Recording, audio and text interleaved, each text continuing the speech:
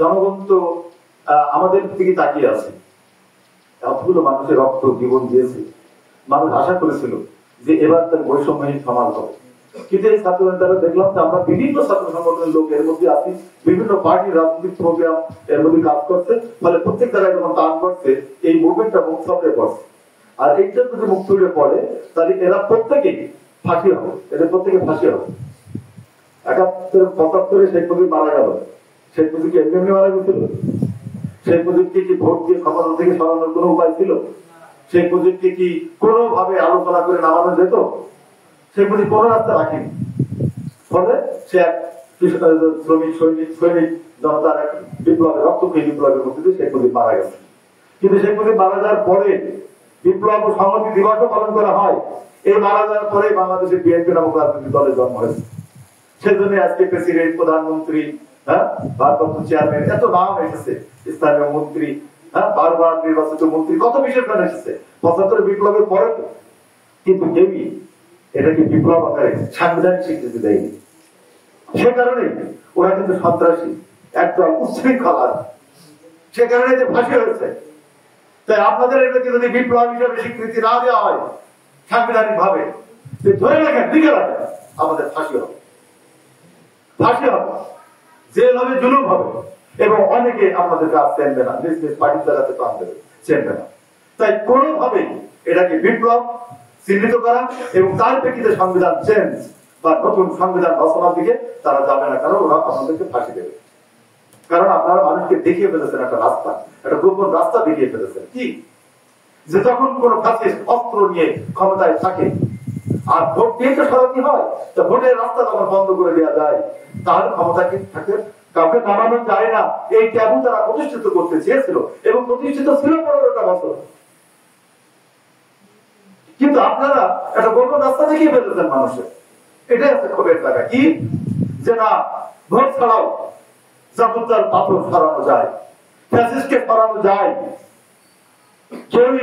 কেউই মানে চিরস্থায়ী না, এটা সরানো যায়। এবং কোন সশস্ত্র বাহিনী ছাড়াই আমাদের কমিউনিস্ট পার্টিরা আবার সশস্ত্র বাহিনী রয়েছে, কেন পুলিশের সাথে লড়বে? এগুলো ভুয়া কাজ। কারণ পুলিশ হচ্ছে রাষ্ট্রের পুলিশ, রাষ্ট্রযন্ত্র, তার টাকা, তার অস্ত্র, তার সমস্ত ট্রেনিং দেওয়া। ওর সাথে একটা কাটা রাইফেল তৈরি করে, কিছু বাহিনী তৈরি করে পুলিশের সাথে লড়াই করে পারা যাবে না। এটা লেনিনরা বলেনি, আমরা ভুল ব্যাখ্যা করেছি। সেও তা বলেনি। যে বলছে ট্যাঙ্ক যখন আসছে সৈনিক, যে বলছে জেনারেল তোমার ওই গাড়িটি জব্বর বটে, একাই ছাতু করে ১০০ মানুষকে, কি করে একটাই দুর্বলতা, ওকে চালাতে লাগে মানুষ, আমি তাকেই নিয়ে নিলাম। এটা আমাদের বিপ্লবীরা বলেছিল কি, সে ওরে মেরে ফেলে দিল, ট্যাঙ্কের আর মেরে ফেলে দিল। কিন্তু সে তা বলেনি, বলতো আত্মাটা আমি নিয়ে নিলাম। সে ওখানে বক্তব্য দিল, বক্তব্য দেওয়ার পর দেখা গেল কি, যে বলছে আর ওই আর্মিটা বুঝলো ও তো আমার, যাকে আমি গুলি করতে এসেছি ও তো আমার কথা বলছে, আর আমি এখানে পারপাস সার্ভ করতে এসেছি জেনারেলের ওই বড় লোকের, তো আমার কথা বল। ও ট্যাঙ্ক ঘুরিয়ে দেয়। আপনারা সেই ট্যাঙ্ক ঘুরিয়ে দিচ্ছিলেন রাজপথে, আর্মিরা ঘুরিয়ে দিচ্ছিল। এই ট্যাঙ্ক যারা ঘুরিয়ে দেয়, কি দিয়ে ট্যাঙ্ক ঘুরিয়ে দিচ্ছিলেন? জীবন দিয়ে, একের পর এক রক্ত দিয়েছেন। কেন রক্ত দিতে পেরেছিলেন? বুঝ ছিল না, বুদ্ধি ছিল না। বুদ্ধি থাকলে রক্ত দিতে পারতেন না। বুদ্ধি মানে কি? আমি মরে গেলে আমার বাপ, আমার বিরুদ্ধে বাপের কি হবে, আমার মার কি হবে, আমার ছোট ভাইটার কি হবে, আমার বোনের কি হবে, অথবা আমার নতুন বিয়ে করে যদি তাহলে আমার বোন কি হবে, এইসব বুঝ থাকলে কি আপনি ওকে রক্ত দিতে পারতেন না? মিছিলে যাইতেন, সবাই বলতেন তোরা যাও, ওই গো আসি বিষয়, আপনি কিন্তু যাইতেন। তাহলে কেসে গেল যার বুঝ নেই। বুঝ নেই মানে বৈষয়িকতা নেই, এখনো বৈষয়িক জ্ঞান হয়নি। যার বৈষয়িক জ্ঞান হয়নি সে তো ঈশ্বর, সে তো ফেরেশতা। কারণ সে রোগ লালসা উঠছে, তার কোনো পিছু টান নেই। সে মনে করে আমার মৃত্যুর মধ্য দিয়ে যদি পৃথিবীতে গোলাপ ফোটে আমি ১০০ বার মরবো। এই ধরনের রোমান্স তার মধ্যে কাজ করে, রোমান্টিক, চরমতম রোমান্টিক। আর চরমতম রোমান্টিক ছাড়া বিপ্লবে হওয়া যায় না, রক্ত হাসতে হাসতে দেওয়া যায় না, দিতে পারে একমাত্র বিপ্লবী। আর বিপ্লবী মানে রোমান্টিক, আবেগী, আবেগী। তা আপনি শুধু একের পর এক মরেছেন। যখন মরেছেন তখন মানুষ তো গুলি চালাচ্ছে, সে বলছে যে স্যার যেটা গুলি করি ওইটা মরে, আর কোনোটা নড়ে না। ও মানুষ না, ওর ভিতরে রিয়াকশন হচ্ছে না, ও গুলি ঘুরে গেছে, আপনার গোপন পথ চিনিয়ে দিয়েছে। এই গোপন পথ ছিনিয়ে দিয়েছেন, সুতরাং আপনাদেরকে এমন বিচার করতে হবে, এমন বিচার করতে হবে, ফাঁসি দিয়ে ঝুলিয়ে রাখতে হবে প্রকাশ্য দিবালোকে। কেন? আগামী 100 বছরে কেউ যেন ওই পথে আর নামার সাহস না দেখায়, এই দৃষ্টান্ত স্থাপন করতে হবে। কেননা আপনি একটা দৃষ্টান্ত স্থাপন করে ফেলেছেন, যত বড় ক্ষমতাধর হোক নামার কোনো ব্যাপার না। আপনি যেমন এই ট্যাবু ভেঙে ভেঙে এই জীবন্ত সত্য প্রতিষ্ঠিত করেছেন, ঠিক একইভাবে তার উল্টোটা প্রতিষ্ঠিত করবে ওরা। আপনার লাভ উদ্ধ করে ঝুলিয়ে রাখবে। কেন? আর যেন এই পথে কেউ না। ইতিহাসে কি নজির আছে? আচ্ছা, ইংল্যান্ডে গণতান্ত্রিক বিপ্লব হওয়ার পরে রাজতন্ত্র প্রজাতন্ত্রের হাত থেকে তো ক্ষমতা নিয়েছিল, কার নেতৃত্বে বিপ্লব হয়েছিল? অলিভার ক্রোমওয়েলের। ক্রোমওয়েলের পরে মারা গেছে, বুর্জোয়া ব্যবস্থা হয়েছে, এরপর আবার প্রজাতন্ত্র রাজতন্ত্র ঐক্যবদ্ধ হয়ে গেছিল বুর্জোয়াদের বিরুদ্ধে।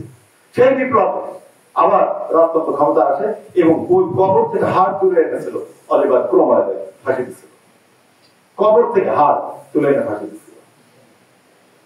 মুসলিনী ক্ষমতায় ছিল, সর্বশেষ মানুষের আন্দোলনে সে যখন পালিয়ে গেল, মুসলিনী এবং তার বউ দুইজন রাজকীয় পোশাক পরে সোলজারদের সাধারণ পোশাক করে পালিয়ে যাচ্ছিল, ধরা পড়ে যায়। তো বিপ্লবীরা কি করেছিল? মুসলিনী এবং তার বউকে হত্যা করে মেয়ে বউ নারী আর প্রত্যেকটা সোলজার প্রতিটা মানুষকে বলেছিল প্রত্যেকে 8 করে ব্যানারকে খুঁচাও, খুঁচিয়ে খুঁচিয়ে একদম টুকরো টুকরো করে ফেলেছিল। কেন? মুসলিনের পথে আর যেন করে হিটলারের কেউ ওই পথে না যায়। হিটলারের মৃত্যু পরে কি হচ্ছে?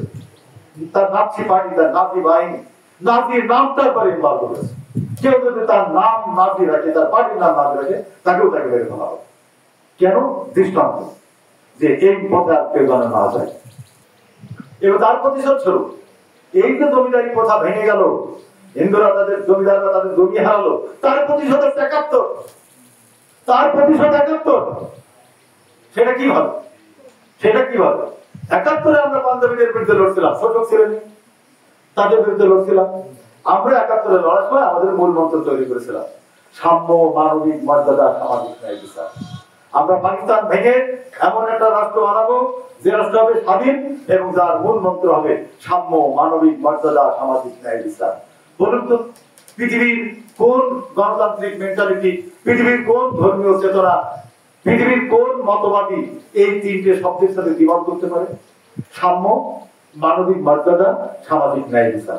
এমন একটা রাষ্ট্র হবে যেখানে এই 3টে শর্ত প্রতিষ্ঠিত হবে। এ তো কারোর সাথে বিরোধ হওয়ার কথা না। কিন্তু 71-এর পরে যখন সংবিধান রচনা হচ্ছে 72-এ, তখন ওই মূলমন্ত্র বাতিল করে দিয়ে আমাদের হাতে তুলে ধরা হলো সমাজতন্ত্র, জাতীয়তাবাদ, গণতন্ত্র, ধর্মনিরপেক্ষ। কোথা থেকে আসলো আমরা জানি। তাহলে 71-এ বিপ্লবের পরে যে সংবিধানটা রচনা হচ্ছে, এটা কি হচ্ছে? এটা প্রশ্ন। তাই আজকের সাবজেক্ট হচ্ছে বিপ্লব, তারপরে সাংবিধানিক সভা এবং সেকেন্ড রিপাবলিক। এই সেকেন্ড রিপাবলিক নিয়ে এখন খুব কথা হচ্ছে।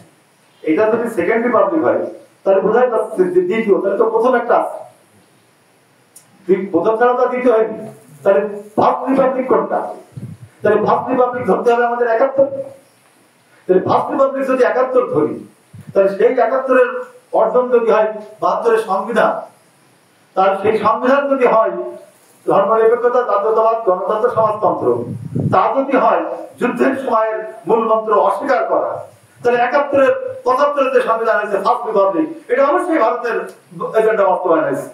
ওই যে যুদ্ধের সময় 4টে শক্তি কাজ করেছিল, একটা হচ্ছে পাকিস্তান ভাঙতে দেবে না, একটা হচ্ছে পাকিস্তান ভেঙে ভারতের অন্তর্ভুক্ত করতে হবে, আর একটা হচ্ছে পাকিস্তান ভেঙে স্বাধীন হতে হবে। তাহলে যারা পাকিস্তান ভাঙতে দেবে না তারা ফেল করেছে 71-এ। তাহলে থাকলো দুটো, পাকিস্তান ভেঙে ভারতের অঙ্গ করতে হবে, পাকিস্তান ভেঙে স্বাধীন দেশ হতে হবে। তাহলে ভারতের সংবিধানের মধ্যে কোনটা হলো? এই দুটোর মধ্যে ভারতের সংবিধান আসলো।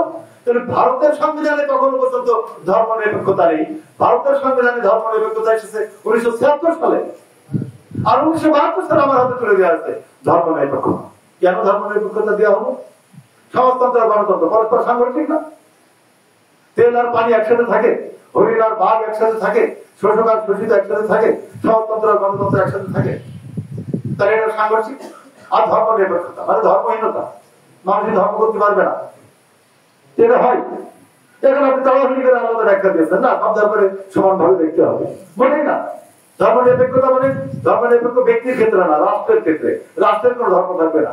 কিন্তু আপনারা কি করেছেন? রাষ্ট্রকে ধর্ম বানাই দিয়েছেন। রাষ্ট্র ধর্ম ইসলাম, আর জনগণকে বলছেন ধর্ম করা যাবে, মানে উল্টো নিয়ম। আমার বাড়ির মোয়ার চাকরিদায় বলেন সমাজকে, রাষ্ট্রবিজ্ঞান নিয়ে চাকরিদায় ভাস্তবী করার কোন সুযোগ আছে? রাষ্ট্রবিজ্ঞান কি কবিতা নাকি? আমি ধর্ম একটা শব্দ বললাম, আমি কিন্তু এই বুঝাতে চেয়েছি, কিন্তু রাষ্ট্রবিজ্ঞান সায়েন্স তার কি বলার কোনো জায়গা আছে নাকি? তো আপনারা এই করেছেন। তাহলে ফার্স্ট রিপাবলিক মানে হচ্ছে, এটা বিতর্ক হচ্ছে, এটা এই রিপাবলিক সেকেন্ড রিপাবলিক দেওয়ার কারণে এটা বিতর্ক হচ্ছে যে সেকেন্ড রিপাবলিক বলছো মানে তুমি ফার্স্ট রিপাবলিককে স্বীকার করছো, তার মানে ভারতের দাসত্ব স্বীকার করেছো, তাই এই রিপাবলিক মানে না একটা কথা এসেছে। কিন্তু এই জবাব দিতে হবে বৈষম্যতে, মানে এই নাগরিক পার্টিকে এই জবাবটা দিতে হবে। ভালো, এটা স্বাস্থ্যকর।